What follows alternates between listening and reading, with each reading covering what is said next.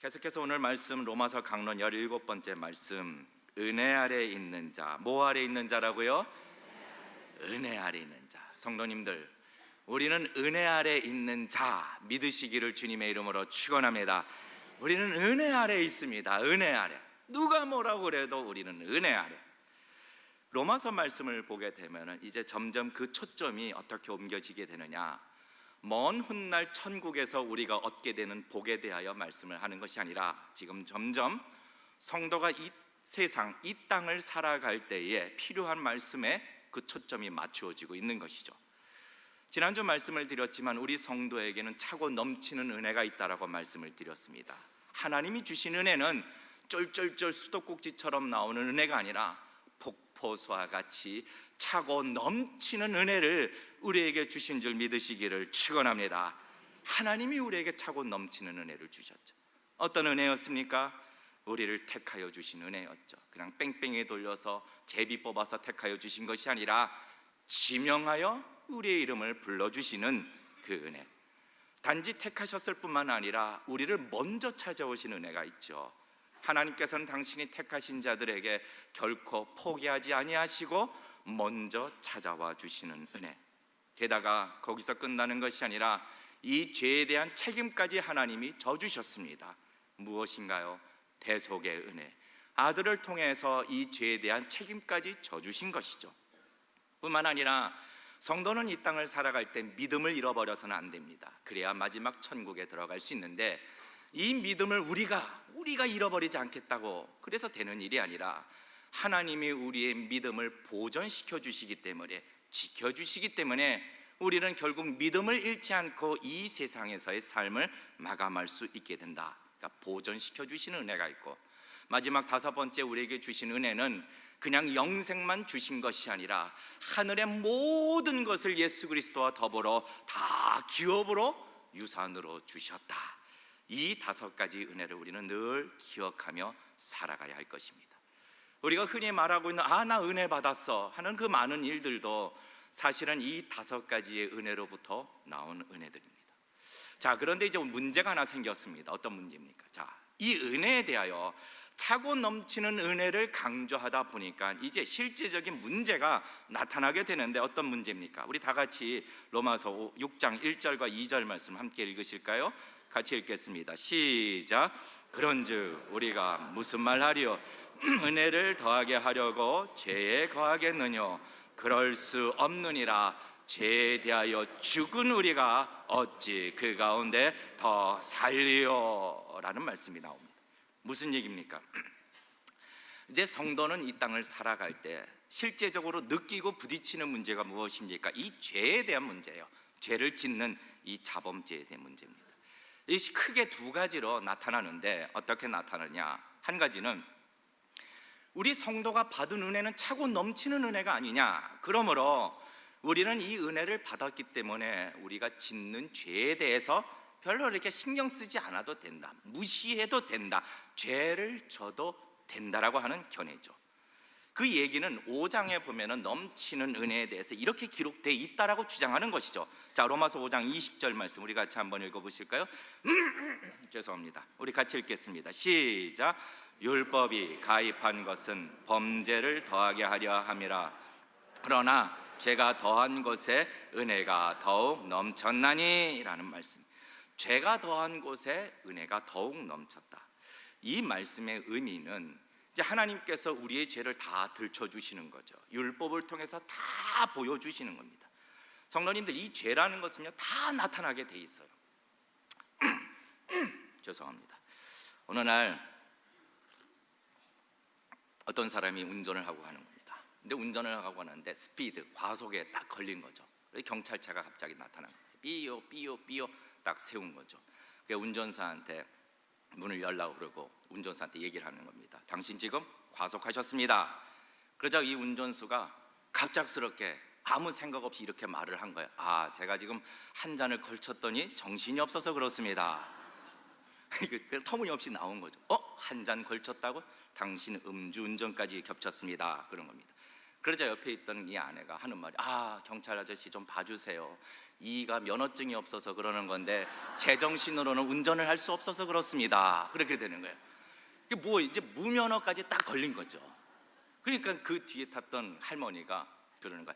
그 봐라 얘야, 자동차 훔쳐 타더니 멀리 가지 못했구나. 그랬다는 얘기가 있는 거죠. 죄는 다 드러나게 돼 있는 거예요. 그러니까 하나님께서 율법을 우리에게 주셔서 너희 죄가 얼마나 많은가를 다 보여주심으로 인하여 너희가 받은 은혜가 얼마나 큰 것이냐, 이것을 우리에게 가르쳐 주시는 말씀입니다. 그런데 이 말씀을 가지고 죄가 더한 것에 은혜가 더욱 넘쳤으니 성도는 이제 죄를 더 많이 짓기면 지을수록 은혜가 더 넘치는 것이 아니냐, 그래서 성도는 죄를 짓는 것에 대해서 개의치 않아도 된다라는 주장이죠. 그러니까 죄가 다 넘치는 그 은혜가 죄를 다 상쇄해 주었으니 그렇게 문제될 일이 아니다라고, 그러므로 죄를 더 져도 괜찮다라는 이런 논리를 가지고 있는 겁니다. 이런 논리를 흔히 세상 말로, 속된 말로 개똥철학 이렇게 얘기를 합니다. 개똥철학. 근데 역사적으로 이러한 논리를 가져왔던 이단들이 있었어요. 그들이 육신의 죄를 짓는 것이 무방하다 했던 그 자들이 이제 영지주의자들입니다. 오늘날 있는 수많은 이단들의 그 뿌리가 이 영지주의에 근거를 두고 있는 것이죠. 성도에게는 넘치는 은혜가 있으니 죄를 지어도 상관이 없다. 그러니까 하나님의 말씀을 자기 구미에 맞추는 거죠. 이 어떤 태도입니까? 고사성어가 있지 않나요? 내로남불, 내가 하면 로맨스여 남이 하면 불륜이다, 뭐 이런 거, 고사성어. 반대로 두 번째로 어떤 것이 있느냐, 이번에는 반대로 성도가 이 죄 짓는 것에 대해서 너무나도 스트레스를 많이 받는 거예요. 그러니까 죄책감을 받고 압박을 받고, 그래서 나는 안 돼, 나는 역시 죄에 대해서 구제불능인가, 늘 죄에 대해서 고민하고 근심하고 걱정하는 것이죠. 이 좌절 속에서, 이 패배감 속에서 살아가면서, 그래서 아예 그러면 죄가 없는 곳으로 가자, 그래서 속세를 떠나서 무슨 은둔 생활을 하는 겁니다. 뭐 수도원 생활을 하거나 자기들만의 공동체를 이루어서 그런 금욕주의 생활을 하는 겁니다. 그런데 이러한 것이 아니라 오늘 하나님께서 이 부분에 대하여 우리에게 말씀해 주시는 것이 있어요. 해결책이 있다라는 겁니다. 진리를 통해서. 어떤 말씀인가? 자, 우리가 6장 1절과 2절 말씀을 다시 한번 찬찬히 읽겠습니다. 6장 1절과 2절 시작. 그런즉 우리가 무슨 말 하리요? 은혜를 더하게 하려고 죄에 거하겠느냐? 그럴 수 없느니라. 죄에 대하여 죽은 우리가 어찌 그 가운데 더 살리요? 자, 죄에 대하여 어떤 우리라고 하나요? 죽은 우리라고. 성도에 대해서 성경은 죄에 대하여 죽은 자라고 얘기하고 있습니다. 이 말에 대해서 우리가 오해는 하지 말아야 돼요. 첫 번째 오해는 무엇이냐?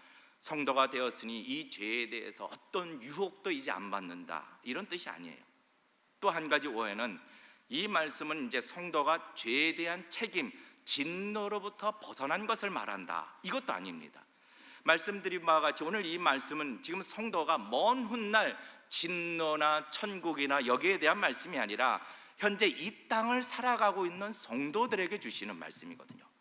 자, 그러면은 이 죄에 대해서 죽었다, 이게 도대체 무슨 말인가? 말씀을 잘 보시기를 원합니다. 하나님께서는 우리에게, 성도에게 이제 죄에 대하여 실질적인 변화가 일어났다라고 강조를 하시는데, 이 변화가 어떤 변화냐? 성도가 되었으니 이 죄에 대한 인식이 변했거나 어떤 삶의 태도가 변했거나 그 정도가 아니라 성도는 죄에 대하여 실질적으로 죽었다라고 얘기를 하는 겁니다. 자, 여러분 한번 묻겠습니다. 성도님들, 여러분들은 예수 그리스도를 믿어 새 생명을 받은 자이심을 믿으십니까? 예. 또 하나 묻겠습니다. 여러분은 예수님을 믿어 주님이 보내주신 성령을 받았다라는 사실을 믿으십니까? 우리가 새 생명을 받은 것하고 성령을 받은 것은 실제적으로 일어난 사실입니다. 여러분, 고린도후서 5장 17절 말씀 우리 한번 읽어보실까요? 고린도후서 5장 17절 말씀 우리 같이 함께 읽겠습니다. 시작. 그런즉 누구든지 그리스도 안에 있으면 새로운 피조물이라. 이전 것은 지나갔으니 보라 새 것이 되었도다. 성도의 변화는요, 그냥 좀 더 나아진 사람으로 변화되었거나 좀 더 발전된 사람으로 변했다라는 것이 아니라 완전히 전혀 다른 새로운 피조물이 되었다라고 말씀하고 있는 거죠. 그 성도는 이제 옛사람과 전혀 다른 사람이 된 것입니다. 그래서 성경은 이 사건을 가리켜 중생, 거듭남, born again, 다시 태어났다라고 이야기를 하고 있는 것이죠. 자, 디도서 3장 5절 말씀에 이렇게 말씀을 하고 있는데 같이 한번 읽어보실까요? 시작. 우리를 구원하시되 우리의 행한 바 의로운 행위로 말미암지 아니하고 오직 그의 긍휼하심을 쫓아 중생의 씻음과 성령의 새롭게 하심으로 하셨나니라는 거예요. 우리가 새롭게 태어난 것은요, 어떤 개념이나 상징적인 의미가 아니라 실제로 일어난 사건입니다. 더불어 우리가 죄에 대해서도 실제적으로 일어난 사건이 무엇이냐? 죄에 대하여 실제적으로 죽었다라고 말씀을 하고 있는 것이죠, 여러분. 이게 우리가 제일 중요한 개념인데, 도대체 그러면 죄에 대해서 죽었다라는 이 변화가 무엇을 말하고 있는 것인가? 여러분, 잘 보십시오. 이 죄라는 것은 권세가 있습니다. 힘이 있어요. 죄는 권세와 힘. 그래서 잠언서에 보면 이렇게 표현되어 있는데, 개가 그 토한 것을 다시 먹는 것 같다. 그러니까 그만큼 죄가 이끄는 대로 어리석은 짓을 계속 저지르게 되는 것이죠. 이 권세가 어느 정도까지 강하느냐? 자, 5장 21절, 로마서 5장 21절 말씀인데 우리 같이 한번 읽어보실까요? 시작. 이는 죄가 사망 안에서 무슨 노릇한 거라고요? 왕노릇이라고 얘기해요. 그만큼 강력한 힘이 죄에게 있다라는 겁니다. 노예처럼 끌고 가는 거죠. 그럼 어떤 사람은 말을 해요. 인간들 중에 그래도 도덕적으로 윤리적으로 이렇게 좀 나은 사람들이 있지 않느냐라고 얘기하는데, 여러분, 성경에서 말하고 있는 이 죄라는 게요, 여러분, 윤리적이거나 도덕적으로 이렇게 악한 행동을 말하는 것이 아닙니다, 여러분. 물론 이것도 포함이 돼요. 왜 포함이 되느냐? 제가 말씀을 드리겠습니다.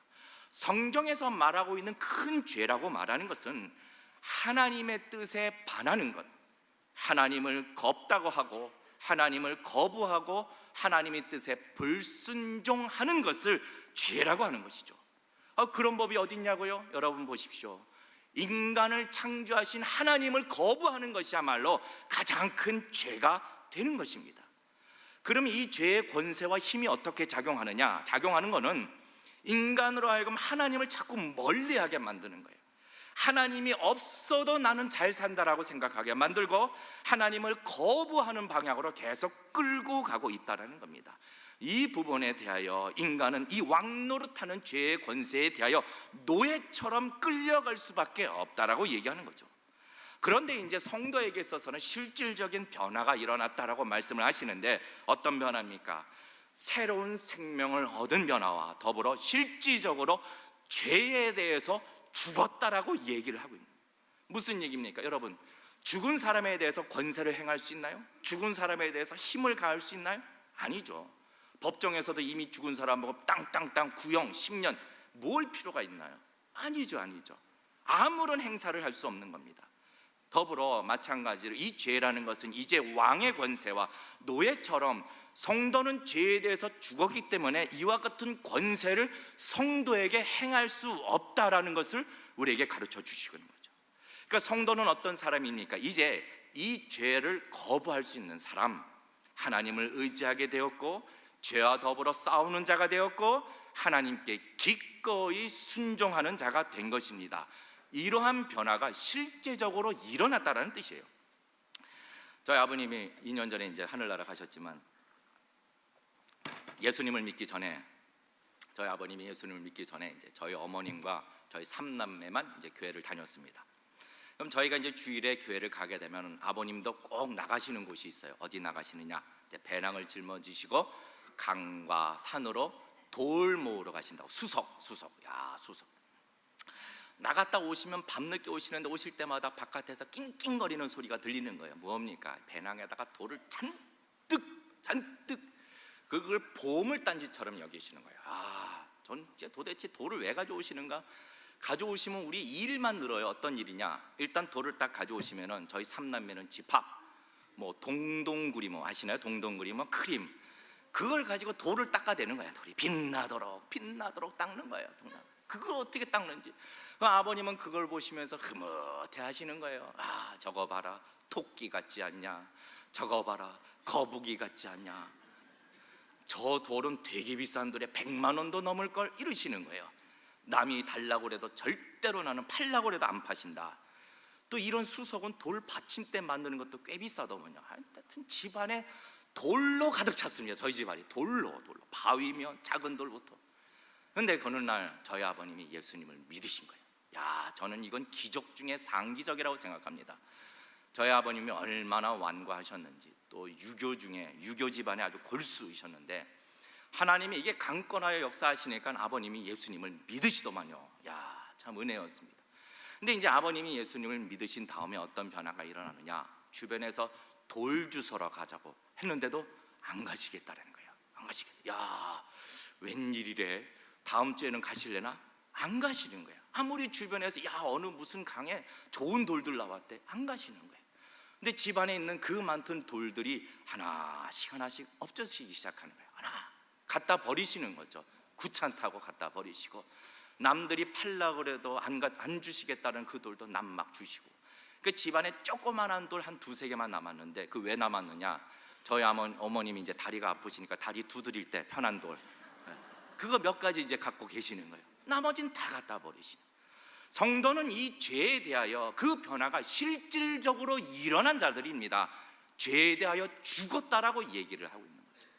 제가 아는 집사님은 처음에 교회를 다니실 때 이 성경책 갖고 다니는 게 좀 창피하고 부끄러우셨는지 이 신문지로 돌돌돌 감아서 가지고 다니셨대요. 그런데 지금은요, 이 말씀을 얼마나 자랑스럽게 여기시는지 모르는 겁니다.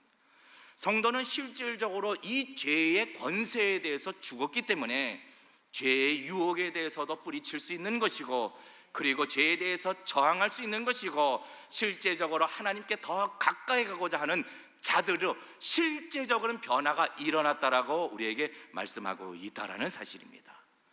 그런데 우리가 죄에 대해서 죽었다라는 이 표현에 대해서 잘 알아야 되는 게, 어떤 성도님들은 기도할 때마다 그래, 난 날마다 죄에 대해서 죽어야 합니다. 날마다 죄에 대해서 죽어야 합니다. 여러분, 이거 잘못 알고 있는 말이에요. 이 말은 우리로 하여금 죄에 대해서 너무나도 무기력하게 만드는 말입니다. 무슨 일입니까? 하나님은 우리에게 말씀하실 때 성도가 죄에 대해서 죽는 사건은 딱 한 번으로 인하여 That's enough, 충분하다라는 겁니다. 자, 우리 2절 말씀을 한번 읽어볼까요? 2절, 우리 다 같이 2절 말씀 같이 읽겠습니다. 시작. 그럴 수 없느니라. 죄에 대하여 죽은 우리가 어찌 그 가운데 더 살려 죄에 대하여 죽은 우리라. 죽은 우리. 이 죽은이라는 이 단어의 시제는요, 이제 부정과거형, 과거에 한 번으로 인하여 완전해졌다라는 것을 얘기하는 거죠. 다시 말해, 우리 성도는 이제 예수님을 믿어 새 생명을 얻게 되었을 때, 그때 딱 한 번 죄에 대해서 죽게 되고, 그 이후로는 계속 죄에 대해서 죽은 상태가 되는 거죠. 무슨 말입니까? 죄가 또다시 그 권세를 성도에게 이렇게 미칠 수 없다라는 얘기를 하고 있는 거죠. 그러면 어떤 분은 그래요. 바울은 날마다 내가 죽는다라고 이렇게 고백하는데 이건 무슨 말입니까? 자, 우리 말씀을 보게 되면은 고린도전서 15장 31절 말씀입니다. 고린도전서 15장 31절, 우리 같이 한번 읽어보실까요? 시작. 형제들아, 내가 그리스도 예수 우리 주 안에서 가진 바 너희에게 대한 나의 자랑을 두고 단언하노니 나는 날마다 죽노라 라고. 이 날마다 죽노라, 이 표현은 사도 바울 선생님이 죄에 대하여 날마다 죽노라 이 뜻이 아닙니다. 자신이 복음을 전하는 일로 날마다 죽음에 이르는 위험에 이르고 있다라는 뜻입니다. 여러분, 중요한 것은 내가 날마다 죄에 대해서 죽는다, 내가 날마다 죄에 대해서 죽는다, 이것은 내가 아직도 죄에 대해서 노예가 되어 있다라고 그렇게 말을 하는 거죠. 마치 독수리가 나는 닭이야 꽃기어라고 말하는 것과 똑같아요. 평생 모이만 쪼다가 죽는 것이죠. 예수님을 영접하는 사건도 일생에 단 한 번 있는 사건입니다. 또다시 나는 예수님을 영접합니다, 매번 할 때마다 난 예수님을 영접합니다, 그럴 이유가 없습니다. 왜요? 예수님은 한 번 우리 마음에 들어오시면은 영원히 떠나지 않는 분이시기 때문이죠. 그러니까 우리가 예수님을 한 번만 영접하는 것 되는 것으로 똑같이 예수 그리스도로 인하여 우리가 죄에 대해서 죽은 이 사건도 한 번으로 끝나는 것이죠. 그러므로 우리가 중요한 것은 더 이상 죄는 우리에게 왕노릇할 수 없고 죄는 우리에게 노예처럼 우리를 부릴 권세가 없다라는 사실을 믿으시기를 주님의 이름으로 축원합니다. 우리는 죄의 세력에 대하여 무기력할 이유가 없고 두려워할 이유도 없고 걱정할 이유도 없다라는 겁니다. 자, 그러면 우리는 어떤 상태가 되었는가? 오늘 계속해서 말씀을 한번 보십시오. 우리 11절 말씀입니다. 우리 11절 말씀 한번 읽어보실까요? 성도는 어떤 사람인가? 시작. 너희도 너희 자신을 죄에 대하여 죽은 자여 그리스도 예수 안에서 하나님을 대하여는 산 자로 여길지어다. 아멘. 성도는 하나님에 대하여 어떤 자라고요? 산 자라는 것. 산 자. 도대체 이 산자가 무슨 뜻인가? 이 산자라는 말은 단지 생명이 있다 이것을 말하는 것이 아니라 무엇을 강조하느냐? 생명을 얻은 자로서 계속 성장하고 행동하고 진보를 이루는 살아있는 자가 됐다라고 얘기를 하고 있는 거예요. 여러분 보십시오. 아기가 태어나면은 태어난 것으로 끝나나요? 아니잖아요. 애가 태어나면은 응애 울기도 해야 되고 숨도 쉬어야 되고 또 때로는 아빠 엄마한테 막 재롱도 떨어줘야죠. 그 아빠 엄마가 좋아하니까 웃어줘야죠. 잼잼도 해야죠. 곤지곤지도 해야죠. 또 몸도 뒤집어야죠. 한번 뒤집으면 됐는데 자꾸 왜 또다시 뒤집으라고 하는가? 인생이 피곤합니다. 우리 애기들도. 그러면 그러다 보면 어떻게? 이제 걷게 되는 거고, 그러다 보면 미운 4살이 되기도 하고, 그러다 보면 사춘기를 겪게 되고, 그러다 보면 어떻게 시집장가를 갈 때가 되는 거죠. 이것이 산 자라고 얘기하는 겁니다. 살아있는 자라고요. 자, 우리 다 같이 로마서 6장 4절 말씀 한번 읽어보실까요? 로마서 6장 4절 같이 읽겠습니다. 시작. 그러므로 우리가 그의 죽으심과 합하여 침례를 받음으로 그와 함께 장사되었나니 이는 아버지의 영광으로 말미암아 그리스도를 죽은 자 가운데서 살리심과 같이 우리로 또한 새 생명 가운데서 어떻게 해요? 행하게 하려 함이니라. 새 생명 가운데서 행하는 자가 되었다라는 겁니다. 여러분, 성경이 우리에게 말씀하실 때에 죄에 대해서 죽었다라고 말하는 것, 그리고 하나님에 대하여 산 자가 되었다라고 말하는 것은 우리에게 한마디로 너희가 은혜 아래에 있다라고 얘기를 하는 거죠. 성도님들, 우리는 이 땅에서 은혜에 지배받고 있다라는 사실을 기억하시기를 주님의 이름으로 축원합니다. 은혜 아래에 있다라는 것은요, 이 은혜에 사로잡힌 바 되었다라는 얘기죠. 자, 우리 다 같이 14절 말씀인데 우리 6장 14절 같이 한번 읽어보실까요? 시작. 죄가 너희를 주관치 못하느니 이는 너희가 법 아래 있지 아니하고 은혜 아래 있음이니라. 아멘. 성도님들, 우리는 하나님의 넘치는 은혜 아래 있는 자라는 사실을 기억하시기를 주님의 이름으로 축원합니다. 우리는 하나님의 은혜에 사로잡힌 자들이라는 거죠. 더 이상 우리를 공격할 수도 없고 우리를 넘어뜨릴 수도 없으며 우리를 이제 무너뜨리거나 어렵게 할 수도 없다라고 얘기하고 있는 것이죠. 왜요? 은혜 아래 있기 때문에. 자, 그러므로 우리가 이제 생각해야 될 것은 우리는 죄의 권세에 다시 사로잡히는 것이 아니라 넘치는 은혜에 의하여 우리는 이 땅에서 다스림을 받고 있다, 이것을 믿으시기를 주님의 이름으로 축원합니다. 자, 이제 마지막으로, 그러면은 우리가 이 땅에서 이 죄를 짓고 있는, 그렇다면 이 문제에 대해서 우리가 어떻게 해결해야 되는가? 자, 첫째로 여길지어라 라는 단어가 있습니다. 여길지어다. 우리 11절 말씀을 한번 읽어보실까요? 11절 우리 같이 읽겠습니다. 시작. 이와 같이 너희도 너희 자신을 죄에 대하여 죽은 자여 그리스도 예수 안에 하나님을 대하여는 산 자로 어떻게 할지라고요? 여길지어다 라고. 헬라어 언어를 보면은 로마서가 여기 6장까지 오는 동안에 처음으로 등장하는 명령어가 여기 여길지어다, 이 처음 명령어입니다. 그만큼 중요하다는 거죠. 근데 이 여기다라는 이 표현이 한국말과 이 헬라어 말의 차이가 많이 달라요. 한국말은 예를 들어서 이 여기다라는 말을 쓸 때 내가 너를 친자식처럼 여겼다, 무슨 말입니까? 너가 사실 친자식은 아니지만 내가 친자식처럼 생각하고 대했다, 이런 뜻입니다. 하지만 헬라어로 이 여기다라는 이 단어는 어떤 뜻이냐? 이 법정에서 기록을 할 때 쓰는 단어인데 실제로 있는 그 사건을 그대로 인정하고 그대로 기록할 때 사용하는 단어라는 거죠. 그러니까 무슨 말입니까? 너희는 죄에 대해서 실제적으로 죽었다, 이것이 사실이며 너희가 하나님에 대하여 실제적으로 살았다, 이것을 사실로 알고 받아들여야 한다라고 우리에게 말씀하고 있는 거죠. 우리는 사실을 아는 게 매우 중요합니다. 여러분, 로마서 6장 3절 말씀에 이렇게 말씀을 하고 있는데 우리 같이 한번 읽어보실까요? 로마서 6장 3절 시작. 무릇 그리스도 예수와 합하여 침례를 받은 우리는 그의 죽으심과 합하여 침례 받은 줄을 알지 못하느냐라는 거예요. 왜 알지 못하느냐? 알아야 한다라는 거죠. 여러분, 요한복음 16장 33절 말씀에 이렇게 기록되어 있습니다. 우리 같이 한번 읽어보실까요? 시작. 이것을 너희에게 이름은 너희로 내 안에서 평안을 누리게 함이라.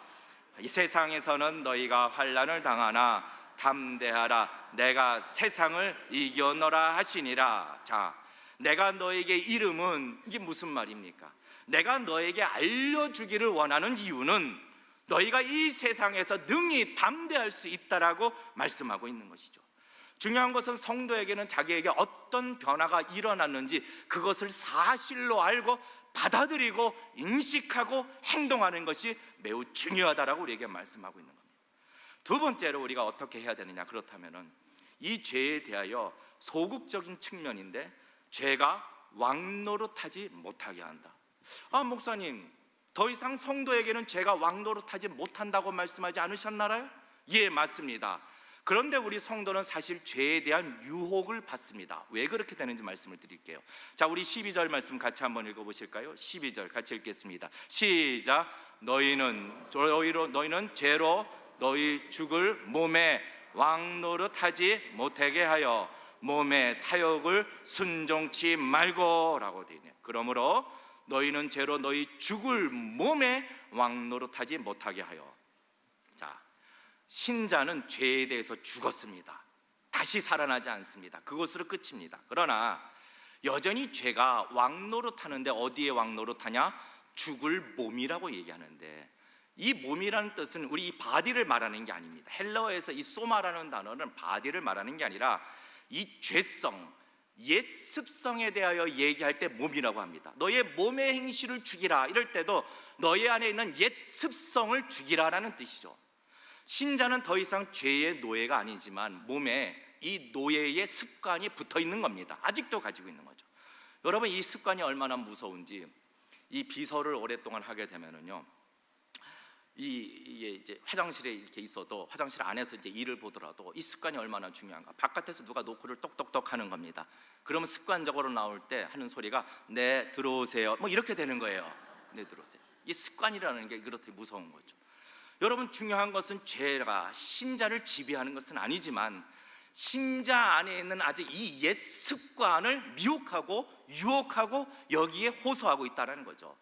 그러면 성도는 어떻게 해야 되느냐? 성도는 이미 죄로부터, 이 권세로부터 해방되었기 때문에 이것을 경계하고 저항하고 거부하고 능히 방어할 수 있는 자가 되었다는 사실을 기억하시기를 주님의 이름으로 축원합니다. 자꾸 뭐 주일날 예배 빼먹자고 하는 일에도 나 그럴 수 없다라고 거부할 수 있어야 되고, 하나님의 말씀에 순종하지 못하게 하는 일들에 대해서도 나는 그렇게 할 수 없다라고 이렇게 자꾸 거부하고 저항할 수 있어야 한다는 겁니다. 이게 이제 소극적인 측면이고, 근데 마지막으로 중요한 것은 적극적인 측면입니다. 성도는 이 땅에 살아갈 때 이 죄에 대해서 어떻게 이 문제를 해결하는가? 성도의 삶을 하나님께 맞추는 겁니다. 맞추는 거. 여러분, 하나님께 드리는 삶인데 적극적으로. 자, 우리 13절 말씀을 같이 한번 읽어보실까요? 13절 말씀 우리 같이 읽겠습니다. 시작. 또한 너희 지체를 불의의 병기로 죄에게 드리지 말고 오직 너희 자신을 죽은 자 가운데서 다시 산 자같이 하나님께 드리며 너희 지체를 의의 병기로 하나님께 뭐하라고요? 드리라라는 거예요. 그러니까 성도는 이 땅의 삶을 살 때 늘 적극적으로 하나님 앞에 드리는 삶을 계속 살아야 한다는 겁니다. 하나님을 향해 살아가는 겁니다. 말씀에 순종하는 겁니다. 적극적으로. 여러분, 말씀을 가슴에 두고 마음에 두고 예배하는데 마음을 쏟아야 하고, 하나님을 의지하는 데 마음을 쏟다 보면은 이 죄가 이 마음에 틈탈 틈이 없다라고 얘기하는 거죠. 그러면 이 죄에 대한 유혹도 쉽게 물리칠 수 있다라는 말을 하는 겁니다. 그러니까 마음을 비우는 것이 아니라 마음을 말씀으로 채우는 그런 복된 백성이 되시기를 주님의 이름으로 축원합니다. 말씀을 마음으로 채우는 거예요. 하나님의 뜻에 순종하는 일에 열심을 다하는 겁니다. 최선을 다하는 겁니다. 하나님의 목적하신 바 그 거룩함을 위하여 열심을 다해야 살아가는 겁니다. 이것이 은혜 아래에 있는 자라고 말씀을 하고 있다라는 거죠. 성도님들, 더 이상 죄의 권세는 우리에게 있는 것이 아니라 우리는 은혜에 지배받고 있다라는 사실을 기억하시기를 주님의 이름으로 축원합니다. 자, 결론입니다. 성도는 이제 더 이상 죄의 권세에 지배받지 않습니다. 하나님의 넘치는 은혜에 지배받고 있다라. 성도는 더 이상 사망 아래 있는 것이 아닙니다. 우리 성도는 영원한 생명 아래 있는 자들임을 기억하시기를 주님의 이름으로 축원합니다. 하나님의 넘치는 은혜가 저와 여러분을 지금도 사로잡고 있다라고 말씀하고 있다라는 거죠. 너희는 은혜 아래에 있는 자라고 말씀하고 있는 것입니다. 그러므로 이 땅에 우리가 삶을 살 때에 이 죄에 대하여 여러분 두려워하지 마시고 근심하지 마시고 낙담하게 하지 마시고 죄를 거부하시고 저항하시고 죄를 이기는 자가 되시기를 주님의 이름으로 축원합니다. 하나님에 대하여 산 자로서, 하나님을 향하여 나아가는 자로서, 하나님을 향하여 주님 드리는 자로서 살아가시기를 주님의 이름으로 축원합니다. 이러한 삶을 살 때 죄는 더 이상 우리를 유혹하지도 않을 것이고 우리를 낙심과 절망 가운데 두려움 가운데 우리를 두지 아니하고 우리는 능히 죄를 이기며 살아가는 복된 백성이 될 줄 믿습니다. 이 일을 위하여는 우리는 알아야 해요. 나는 죄에 대해서 죽었다. 나는 하나님에 대하여 산 자다. 나는 죄의 지배 아래 있는 것이 아니라 하나님의 은혜에 지배받고 있다는 사실을 늘 기억하며 살아가시기를 주님의 이름으로 축원합니다. 그리고 삶 속에서 죄를 거부하십시오. 죄가 유혹할 때마다 아니다, 아니다 거부하십시오. 더불어 우리의 삶을 하나님께 초점을 맞추고 하나님께 드리며 살아가는 복된 인생이 다 되시기를 주님의 이름으로 축원합니다. 우리 한번 고백할까요? 나는 은혜 아래 있는 자다. 나는 은혜 아래 있는 자다. 우리는 은혜 아래 있는 자다. 이것을 늘 기억하며 살아가는 그와 같은 순례길을 살아가더라도 나는 은혜 아래 있다라고 기억하는 그러한 성도님들이 다 되시기를 주님의 이름으로 축원합니다.